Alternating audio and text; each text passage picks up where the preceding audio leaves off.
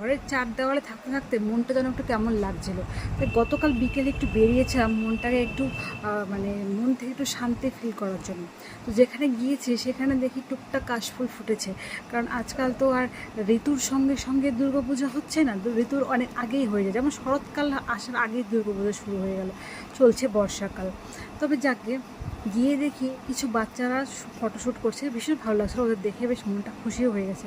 একটু এগোতে না এগোতে দেখি কিছু বুড়ি দামড়ি মানুষগুলো এসেও ফটোশ্যুট করছে, তাও আবার আগমনের শ্যুট। এত বিচ্ছিরি লাগছে দেখতে, মানে দেখে মনে হচ্ছিলো মানে ঠাটিয়ে দিল চর মানে নেহাত, মানে মা দুর্গার সাজটা মানে সেজে রয়েছে বলে কিছু বলতে ইচ্ছে করলো না। তারপর তো আবার ফেসবুকে ঢোকাই যাচ্ছে না, এত আগমনী শ্যুট, এত আগমনী শ্যুট।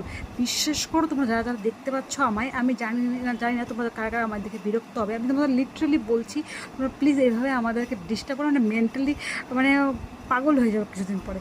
আচ্ছা, দুর্গা পূজা আসলে তোমাদের এত আগমনী শ্যুট হয়, তো কোথায় এরপরে কালী পূজা আসবে, লক্ষ্মী পূজা আসবে, তারপর বছরের পর বছর এক একটার পর একটা বড় পুজো চলেই আসছে। ওই তখন তো তোমরা কোনো কিছু শ্যুট করো না।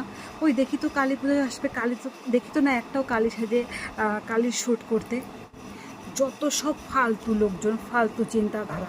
কেন তোমাদেরকে ভগবান চোখ দেয়নি? তোমাদের বাড়িতে কি আয়না দেয়নি? যখন তোমরা এই আগমনী শ্যুটটা করছো, মানে আমি আগমনী শ্যুট বলে বলছি না, যে কোনো একটা শ্যুট করতে যাও বা সাজগোজ করো, তোমরা কি তো নিজের মুখটাকে আয়নায় দেখো না যে তোমাদের কেমন লাগছে?